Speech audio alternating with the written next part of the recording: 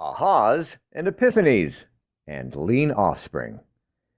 If you awoke tomorrow morning with a brand new bouncing baby binary bundled by surprise, well, surprise, what are you going to name him? No.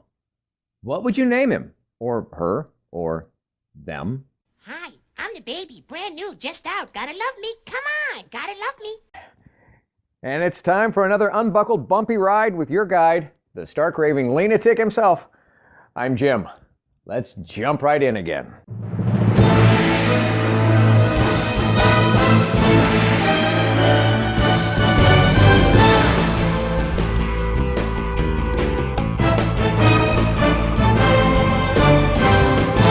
Welcome to my podcast based on my brand new book, available on Amazon, Live Life Lean, L-E-A-N. It's a year-long guide to gratitude and our daily grind. The book that combines some timeless wisdom from a whole lot of the world's wiser people with the reflections, reactions, and wisecracks of the guide's author, me. And it guides you, the reader, through the simplest system for a happy, healthy, authentic, and genuinely grateful everyday experience. I urge you to get the book. Of course I do. I wrote it. It's either at Amazon or at my website, ampurage.com. A-M-M-P-U-R-A-G-E. But even without it, let's make next week better than last, our next year better than the past, and get started now with today's episode of... We all have babies in our lives. Some are actual newborns. And some are just newbies to you and me, and some are the same old souls we've seen so many times, but now they seem to be newly sewn into the seams of our timeline because our relationships with them change. Like friends who become family. That's all newbie to you and me.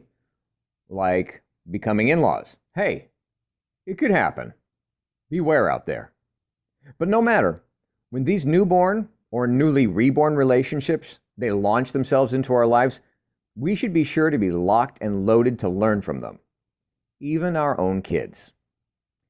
If I had another daughter, I have one. If I had another daughter, I'd name her Epiphany. Now, there's nothing at all wrong with my daughter and her name. It's Danielle, which comes from blessed by God. But kids bring with them light bulb moments all the time. Forever. Always will. No matter how old they get. My three are still lighting up my brain, and they range from 25 to 33 years old, currently.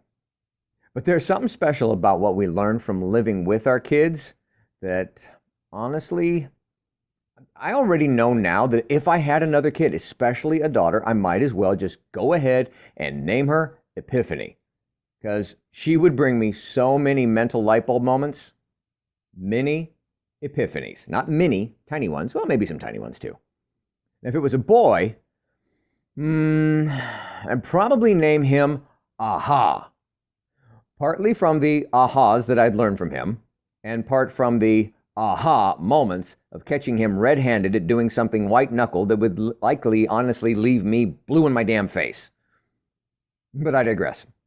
Yeah, my kids, my friends, and my clients have all helped unknowingly to make me the Wizard of Ahahs. The Wizard of Ahahs, you say? Well, away we go.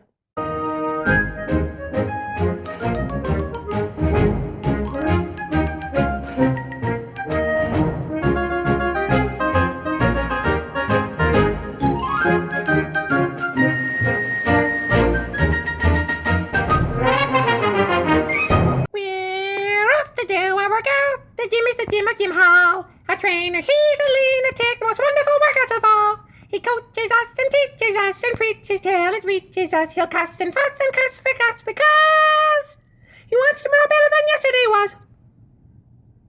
We're crazy about our workouts. We're LEAN-atics one and for all. Nailed it. One take. Aha. See, this whole lean system, learn something new, earn something not given to you, add to the world around you, and then navigate somewhere next. The lean guided journal thing, it's not a gimmick, or it's even a guideline to me. It's more of a gravitational pull. It pulls on me, pulls to me, pulls for me, like I can't escape it. And it can't get away from me either. No matter how many times I've tried to throw it away or throw dirt on it and bury it 6 feet under and mess it up and deconstruct it or disprove it and tear it down and tear it apart, it works, folks, and it just fits. It fits me, and it fits so many folks once they start it. And starting it should always be about learning something. And the newbies in our lives, they are launch pads for learning. Now, learning is not usually easy, but it can be unusually simple. We only need to listen to what we're being shown or what we're being told or what we're being sold, whatever, and ask, what's in it for me?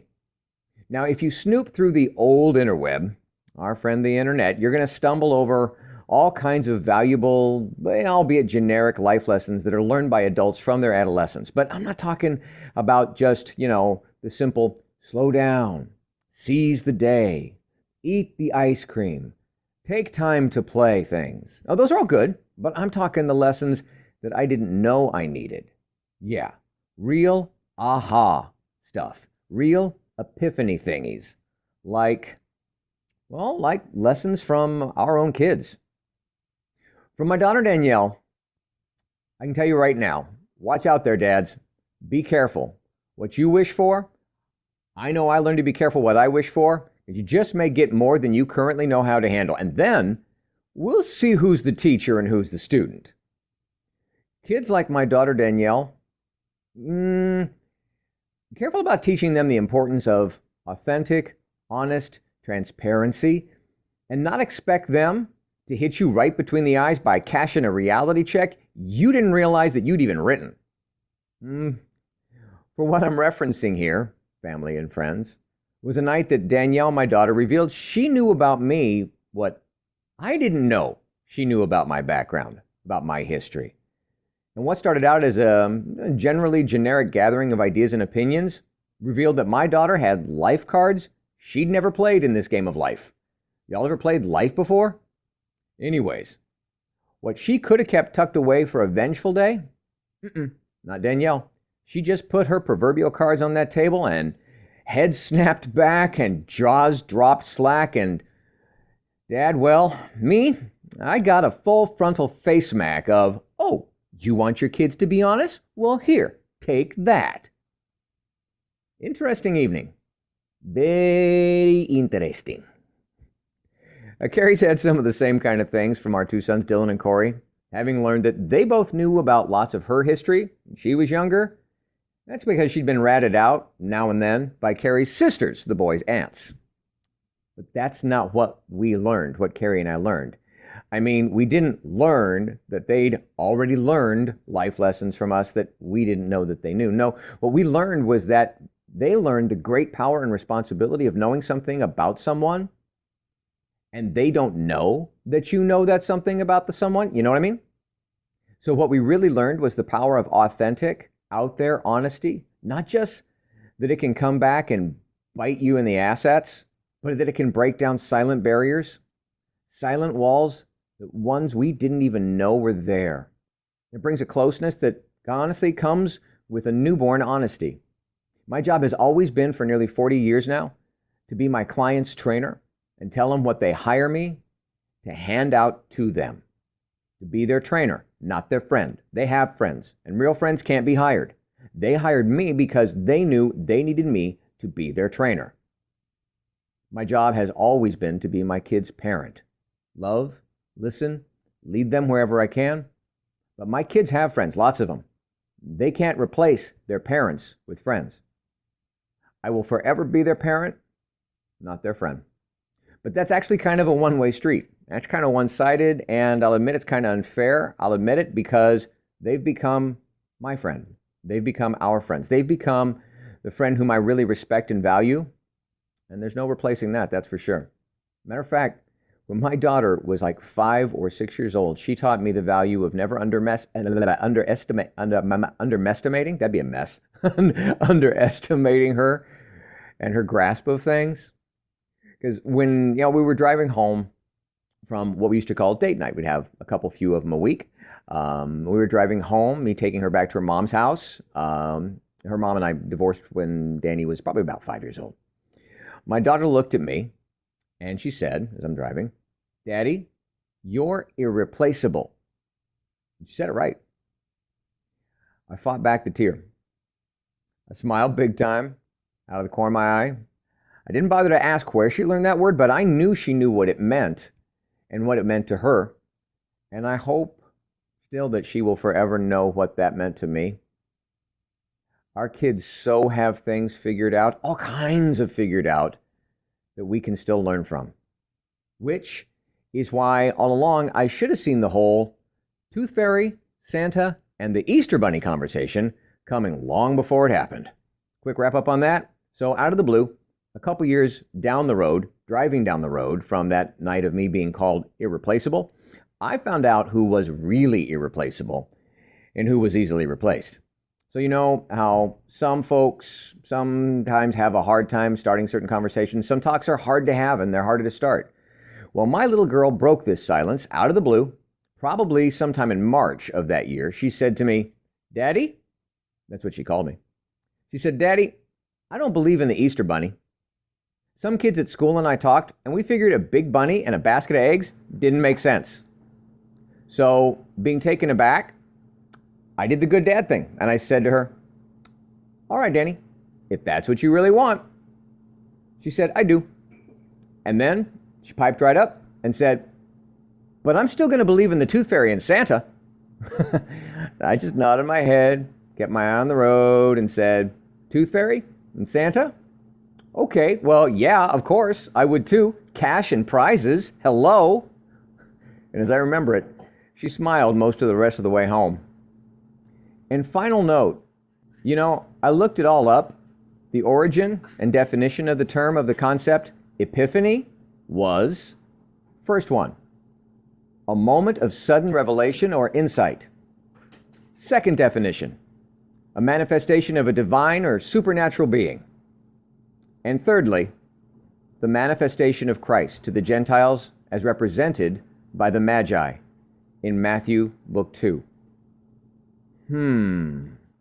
Maybe that name, Danielle, blessed by God, is just another name for Epiphany. And now, more words of wisdom to wow your socks off from the Live Life Lean Guide itself. Entry number 149. Death. Why this fuss about death?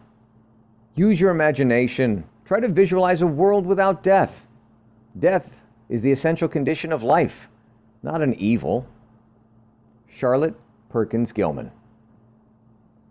And the guide's point of view on this? So, why do they call it the circle of life anyways? The circle has no beginning nor end.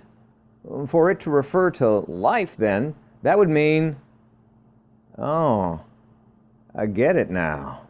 So what do you think about that? Based on the Live Life Lean guided journal system, what have you learned lately that's new? What have you earned that wasn't just handed to you and easy? Where have you added to the world that took thought above and beyond just you? Now be grateful for all of that. Reflect on it, respect it, and before you navigate somewhere next, like and subscribe and share to someone that you care. Thank you for listening. I hope you're enjoying your copy of the Live Life Lean, LEAN guide, enjoying it almost as much as I did creating it.